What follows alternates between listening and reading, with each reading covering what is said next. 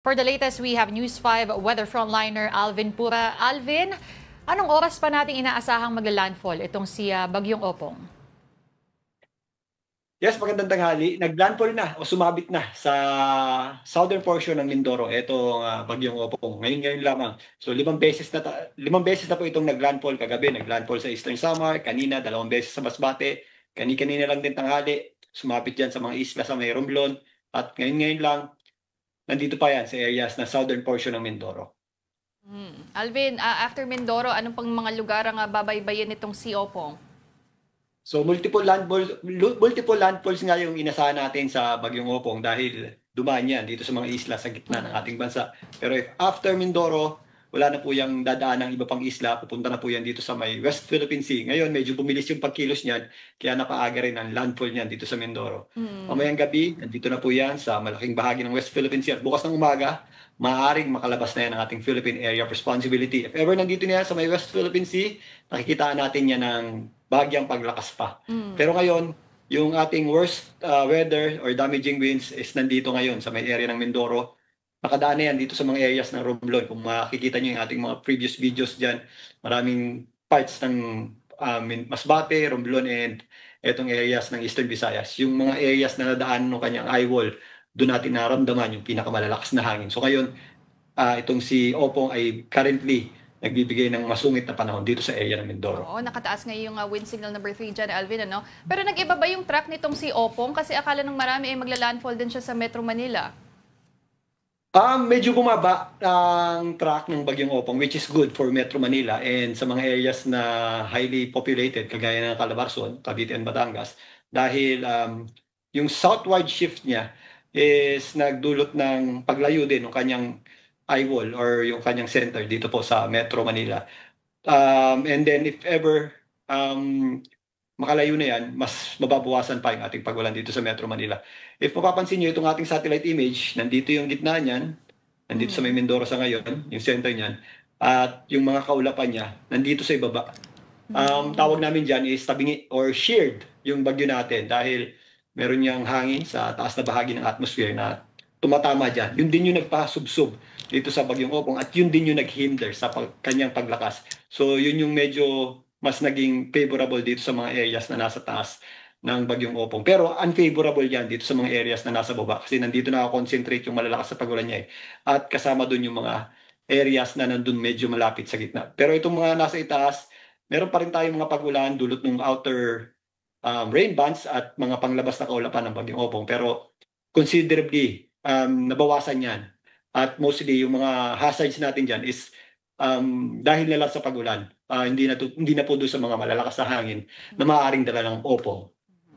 Alvin, Yes, maitanong ko lang, sabi mo kanina 5 beses na landfall itong si Opong. Ito ba ay medyo madami? Kasi alam naman natin because we are an archipelago, talagang madalas magla-landfall ang isang bagyo pag tumatawid ng Pilipinas. Yes, ma'am, yung Bagyong Opong, yung mga bagyo natin, pag dumadaan talaga sa middle part ng, usually kasi nasasanay tayo na isang landfall lang. Pag sa Luzon, nagla-landfall yung bagyo natin, kadalasan yan, 1 beses lang dahil sa mainland Luzon lang or northern or central Luzon, usually mga 1 beses lang nagla-landfall. Pero pag usually dumadaan dito sa kahit Bicol region or Visayas dumadaan, dahil mga isla yung mga nandito, so nagkakaroon talaga tayo ng multiple landfall. So minsan nga, iba nga ay umiiwas pa sa mga islands na yan. Pero again, usually more than once yung ating mga landfall. Pag dito sa babang bahagi ng bansa natin, tumatawid yung bagyo. Hindi naman siya unusual. Madalas siya nangyayari kapag sa baba or sa may Visayas or Bicol region, tumatawid yung ating bagyo. Kahit sa Mindanao, kapag sa Mindanao po, tumama yung ating bagyo, usually naman, record pataas yan. Sasabit yan sa Palawan, sa Western Visayas at sa Central Visayas. So marami talaga tayong nararanasang landfall kapag sa gitna ng ating bansa. And ang isang disadvantage niyan, kapag sa mga island nagla-landfall yung mga bagyo natin, is hindi agad yan humihina.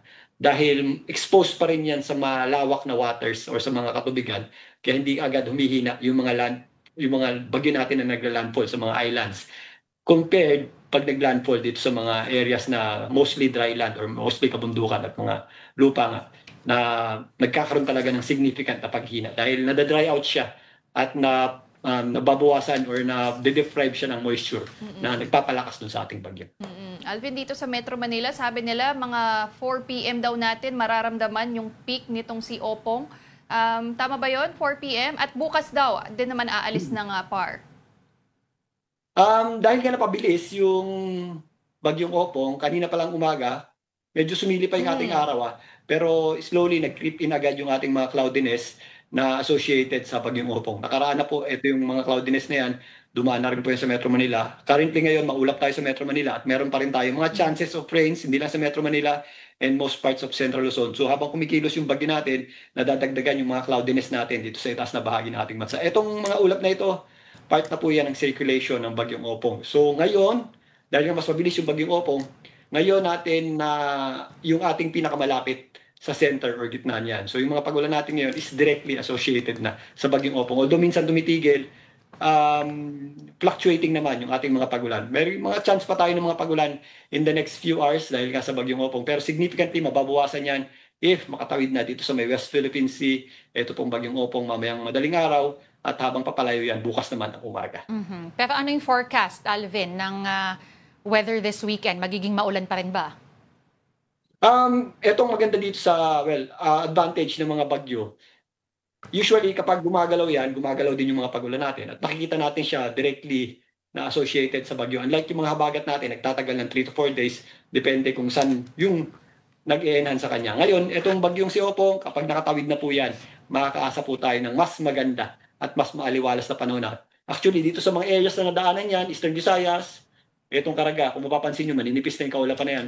Mga cirrus type clouds na yan, high clouds na yan, at nagpapakita na po yung ating araw dyan. Relatively, mas maliwalas na yung panahon dyan. So habang kumikilos, papalayo yung bagyong Opong, dadalhin niya. Kasama niya yung mga pagulan niya at malalakas na bugso ng hangin. So bukas, if papalabas na po yan ng ating PAR, makakakita po tayo ng relatively better weather compared today at lalong-lalo na sa linggo, mas maganda na po yung panahon natin. Pero again, nangyayari pa rin yung ating mga afternoon showers at thunderstorms. So yun na lamang yung ating mga pagulan na aasahan. All right, thank you for your updates. Again, that was News 5 weather frontliner Alvin Pura.